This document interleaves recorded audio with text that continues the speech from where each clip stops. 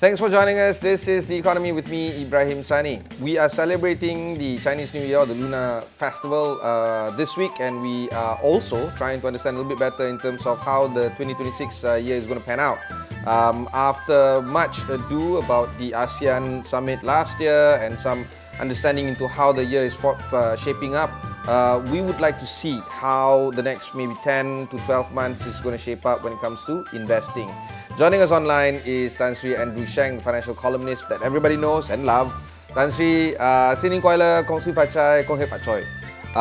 Let's talk about investing in the year of the fire horse and perhaps do a stock take before we jump into the whole crux of which class assets and stuff like that. How has investing been over the past maybe 12 months?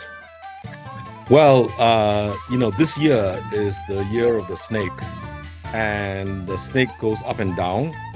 And exactly as the general astrological prediction over the snake, it went up a little bit. Then the Trump tariff hit us in April. It went down quite a lot. Those people who bought at the bottom of that made a lot of money. Now, in a broad sense, last year was quite an exceptional year for investors worldwide. The average return on the S&P 500, it was around the 12-13%, much better than expected. Most investors, if they had invested in the emerging markets, for China, elsewhere, Singapore, Japan, they would have done, near between 20 to 25%. So, and what was most exceptional last year was that metal prices went up significantly. Gold was up 65%, silver was up 151%. So those people who went early into gold, did strike gold, as you can say. So, last year from the investor was an exceptional year. I would say it was exceptional. A lot of frights. So the economies in the world did not tank. The trade tariffs settled down from the American average tariff rate went up from roughly 3%. Today would be around 13-14%. And, if you really look at the recent agreement with India, it's about 18%. Malaysia, ASEAN, mostly around 19%. Favored countries would get 10% to 15%. So the American economy turned out to be a year that was quite resilient. The bigger picture is that the stock market is booming because Mr. Trump keeps on calling for lower interest rates. And this year went with a bang. It went with a bang because of two things. The first was the excursion into Venezuela, which shocked everybody. Then he called for the maybe Denmark or Europe would like to give up Greenland, which then shocked the Europeans. The Europeans are, thought that all the attacks were against the rest of the world. It turned out that they were also in Mr. Trump's crosshairs. And then, of course, from the financial markets, what really shocked everyone was the threatened prosecution against the chairman of the U.S. Fed, Mr. Jay Powell. Now, that is from most former central bankers is a no-no, and I think it sparked off the not just the gradual depreciation of the dollar, and of course the spike of the gold price to over 5,500, which everybody thought would be the price by the end of this year. So even this year has started with a bang in terms of financial markets. So investors, should now look at it. If you're taking the year as a whole, and I use again the astrological aspect, this is the year of the galloping horse, the fire horse, which means that it will be highly energetic. But a galloping horse goes up and down also, just like a snake. And so, you have to look at the overall picture from that perspective. Now, let me very quickly summarize three major lessons that I see for 2026. I think the World Bank, IMF is looking at the rest of the world, the whole world growth, as flattish. That means the overall growth is slowing down gradually since the pandemic. The World Bank thinks it will be around global growth around 2.3%. The United Nations thinks it's about 2.7%.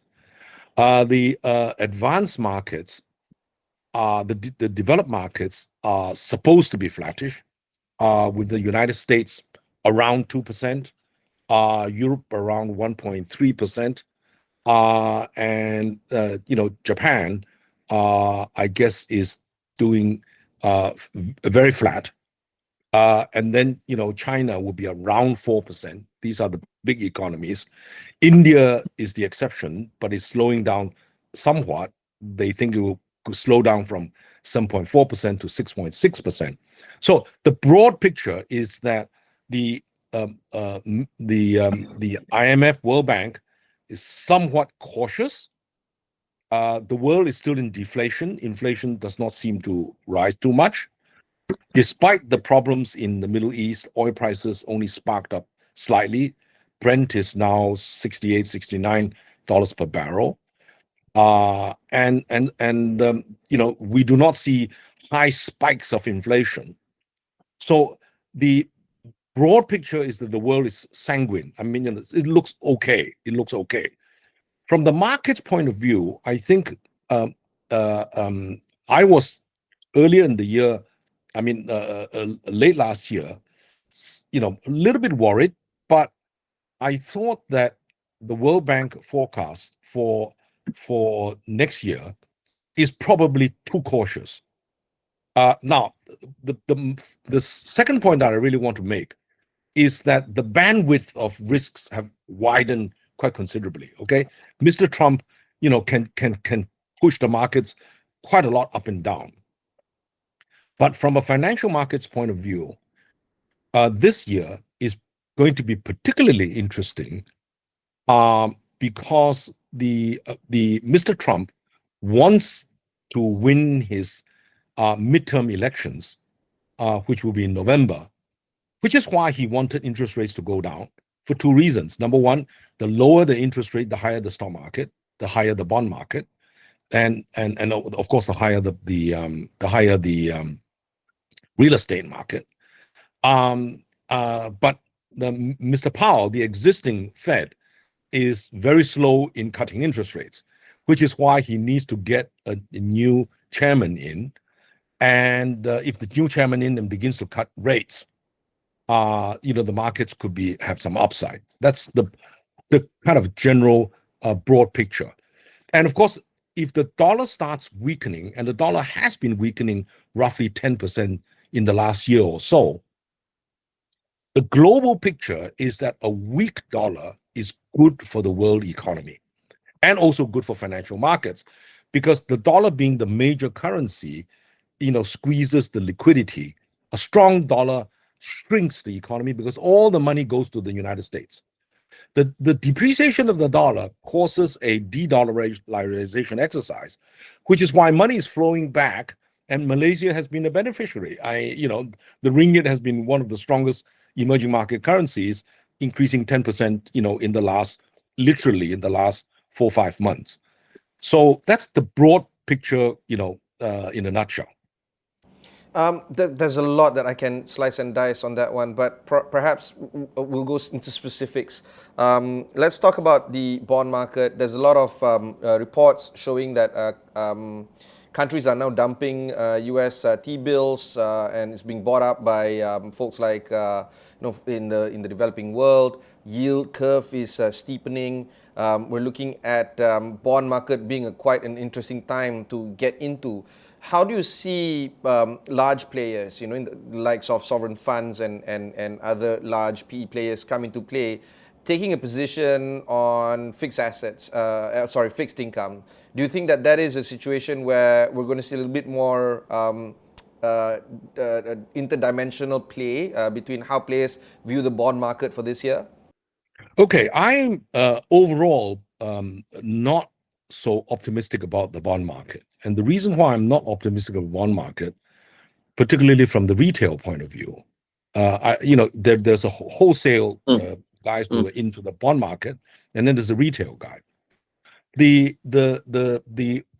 for the wholesale guys, of course they see Mr. Trump wanting to cut interest rates, and if it cuts interest rates, the tradition is that the yield curve then should steepen. The Fed will cut interest rates, and the yield curve will steepen. The long bond remains high. U.S. 10-year Treasuries around 4.15 to 4.2% range, right? And then what the Fed would normally do is to cut the short-term interest rates, right? And then the yield curve steepens, and if it moves down slightly, bond prices are overall up. But the big problem in all this picture is that Japan, which is the largest surplus country, domestic interest rates are rising. And domestic interest rates are rising, and domestic inflation are rising. And the yen has been extremely weak. Now, with the new prime minister, who is somewhat hawkish overall, on the conservative side, she has to maintain inflation at a stable rate, which means that they will raise interest rates. And when they raise interest rates, the Japanese interest rate has been very low because inflation in the past has been very low, but now inflation has gone up because the yen is too cheap. The result is, if the Japanese are concerned over monetary policy, you will want to raise rates, and when you raise rates, the yen will appreciate. When the yen appreciates, the largest dollar holders are the Japanese, and they would then sell dollar assets, of which would be included dollar bonds, right?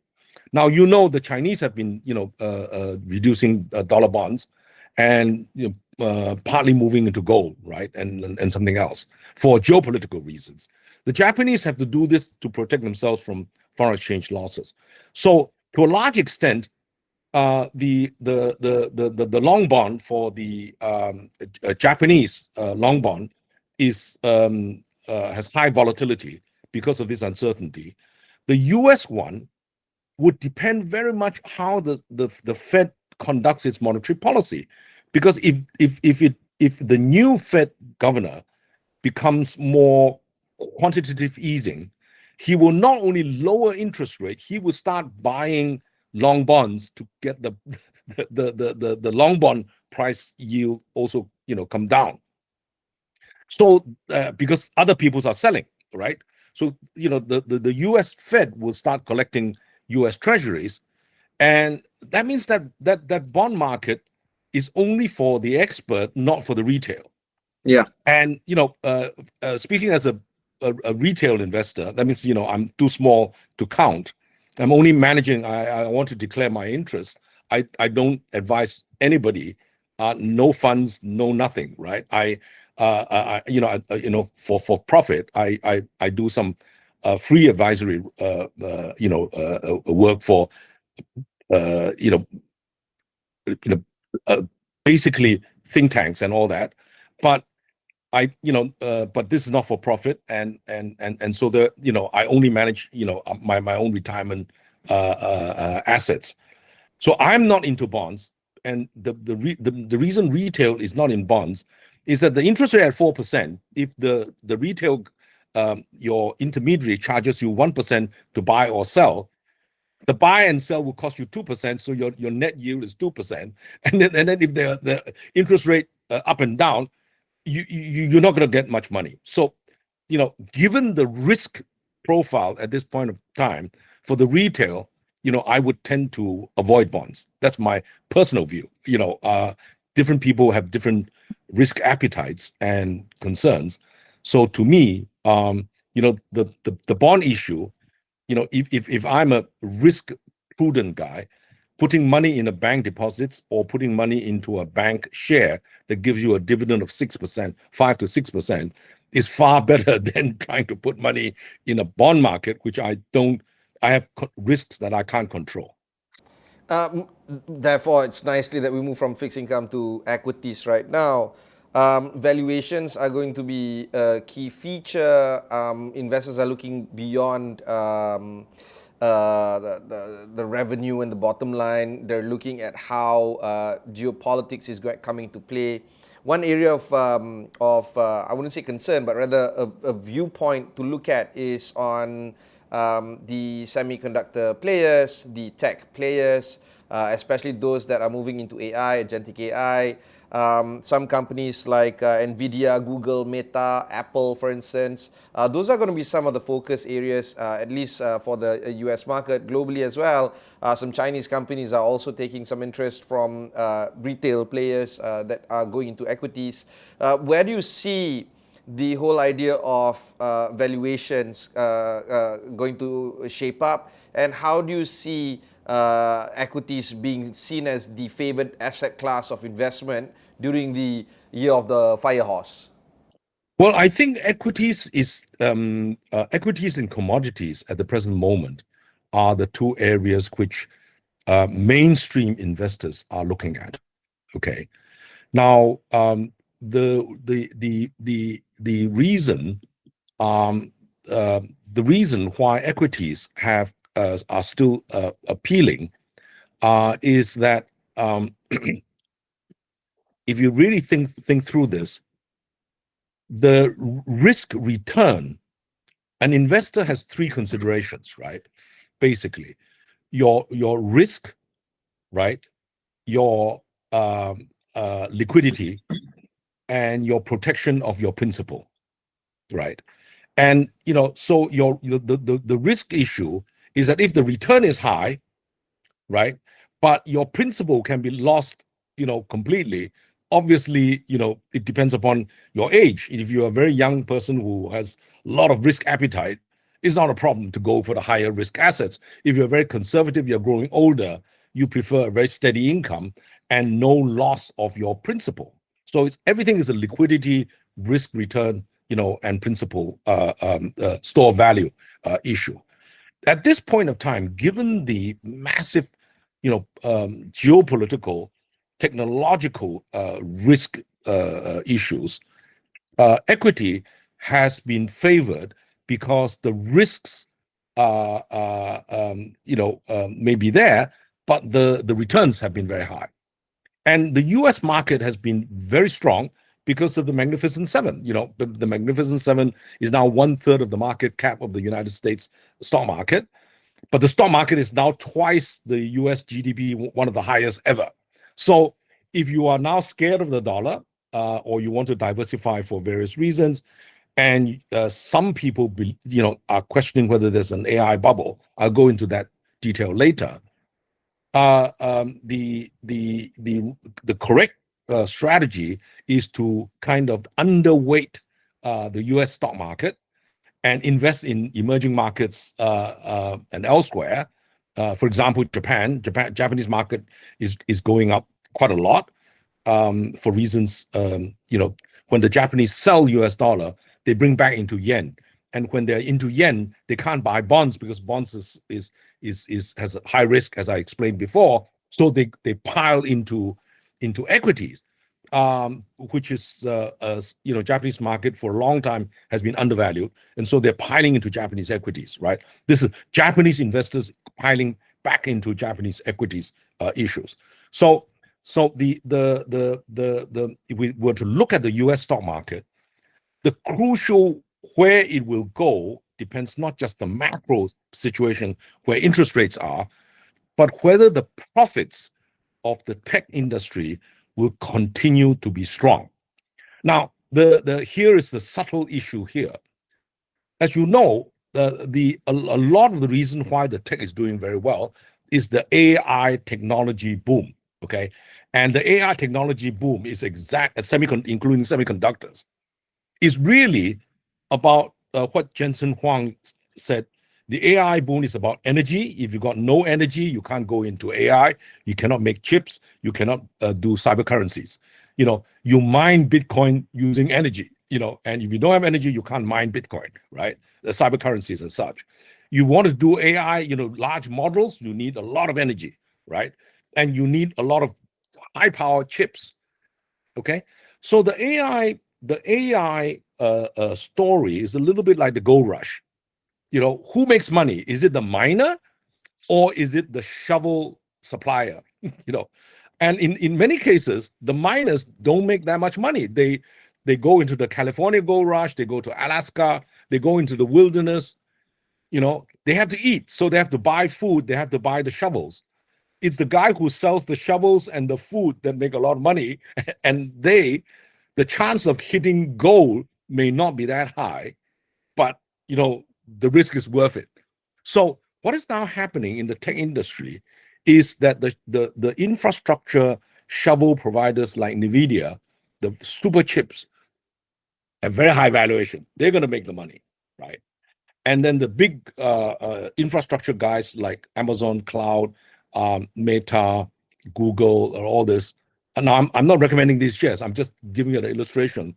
They seem to be doing well, whereas the OpenAI, the small model builders who have not yet listed are struggling because they're burning cash investing in their new models, and they're not sure whether their cash flow will justify their current valuation. So if there was and I'm saying this, nobody knows for sure, if the valuation of some of these model makers, happen to tank, it will hurt the valuation of the chip producers, etc., which means that there are some downside to the tech industry. And you have to be very knowledgeable about this industry in order to invest in it. The real risk is, of course, you can be a momentum player. We just follow the crowd, right? And you just buy a QQQ, which is a technology ETF equivalent, right? To manage that. But my own philosophy is, the tech risks is not something I personally fully understand. Because even though I live in the Silicon Valley of Southeast Asia, Penang, but I'm not engaged enough in Silicon Valley and also the high-tech areas of China to be able to appreciate how to benefit from that tech boom as such. So overall, my bottom line is that the stock markets this year will still be where the action is. Where you make money depends upon your actual sector allocation. Okay, right? Where the sector allocation means where you put your money in which geography, in which market, in which segment. Is it going to be technology? Is it going to be financial? Is it going to be commodities? Is it going to be what, right? So the sector allocation and the geographical allocation, including the duration, which is, you want to go long term, do you go for a long term play or a short term play, becomes very important. The next area of concern is on our home ground, Malaysia. Harkening back to what you said earlier on, Tan Sri, that the World Bank and the IMF will see a flattish growth towards 2026. Malaysia has targeted around 5.0 to 5.5 economic growth. Our competitors, like Vietnam, for instance, is registering in the low tens. Singapore, as a developed market, is quite interesting, growing far more than what a developed nation would normally grow, at about 2 to 3%. Do you think that first, is a 5.5% growth attainable? Second, is it even possible to even grow more than that in order for us to keep pace with the growth of our similar economies in this part of the world? Well, coming back to the Malaysian economy, the first thing to remember about the economy and investing is that the economic growth is a macro picture which may not necessarily be related to the stock market, which is more a micro picture. Yeah. Now, what do I mean by that? The best example is that the fastest growing economy in the world over the last 40 years has been China. But if you have invested in the Chinese stock market, you have some very rapid ups and then downs. And overall, over that 40 years, you haven't done that well, put it this way. Recently it's been done better. I use it as an example. Yes. Good macro growth does not necessarily mean good stock market return.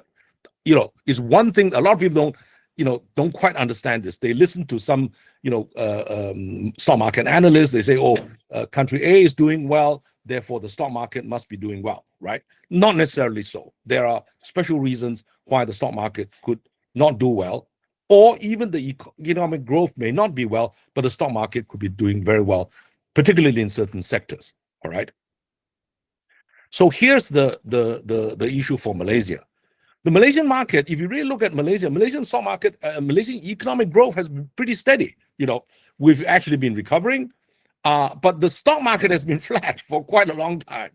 All right, and only recently, that local investors and foreign investors have been, in fact, if we look at the Bursa numbers, foreign investors into the Malaysian stock market have been selling. Whereas Malaysia, which is a surplus savings economy, we've been buying, but the market has been flat. And now only recently the ringgit's gone up, and suddenly the rest of the world's, hey, this is a market that hasn't gone up. The economic fundamentals are pretty good. The ringgit is beginning to appreciate. Let's pile in. And because we're a relatively small market, I think the potential for the Malaysian stock market to move upwards is quite high. Okay, but Malaysia is such a small stock market player relative to the global picture, is that global shifts can rapidly change that. So, you must remember, when you invest, it's not just about the local condition, but the global condition. And Malaysia being an open economy, you have to take into consideration both the global condition and the local condition. So, when you invest in the Malaysian stock market, you must look at the perspective from your own position. Nobody can advise you on this. You have to understand your own appetite for risk, where you want to allocate, how you study the market, and actually, do it balanced or higher risk, and where you put. So overall, the reason why the EPF and all the others have been doing very, very well is because they have been investing in foreign assets, in foreign stocks, and the foreign stocks have done very well. The U.S. stock market has been, going literally, the indices have gone, 10, 12% above average for the last 5-10 years. And in specific areas doing even better than that. And the ringgit has depreciated. So, our major, pension funds, a portion of which is invested abroad, has done very, very well. Right. And now that the people are beginning to look at the Malaysian stock market, if the sentiment continues, the prospects of upgrowth can be quite good. But again, it's not that I am not in the short, medium term overall sanguine and on the bullish side. I have to caution, at the back of everybody's investor's mind is that, Mr. Trump can change the game overnight. And, accidents, geopolitical accidents can happen overnight.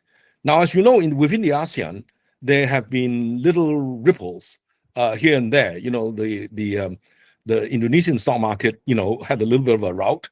The good news, of course, is that Thailand has now a good election. The government is now stabilized, right?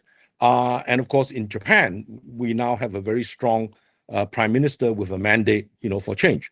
So overall, the overall context for 2026 would seem to be a galloping horse, but a galloping horse can also stumble. So, you always must have in mind, that the general direction may be reasonable, good, but the accident can happen. And when, let's say there's a shock, a lot of people lose money because they panic and they don't look at the long medium term. So ultimately, where you pick your stocks, is very critical. Thank you very much, Tan Sri. How are you celebrating your New Year this year with family, I suppose? This year I'm staying in Penang. My family are coming this year, so it should be great fun. Thank you very much, Tan Sri Andrew Sheng. That was Tan Sri Andrew Sheng, a retired central banker who once served as the chairman of the Hong Kong Securities and Futures Commission. He was also an advisor for the China Banking Regulatory Commission, as well as board of director for Khazanah National Berhad. Today and these days, he is a financial commentator and, of course, an analyst when it comes to looking at how the markets behave. That was Tan Sri Andrew Sheng. Catch you in the next one. Sering Kuala, Kongsi Pachai, and happy Chinese New Year.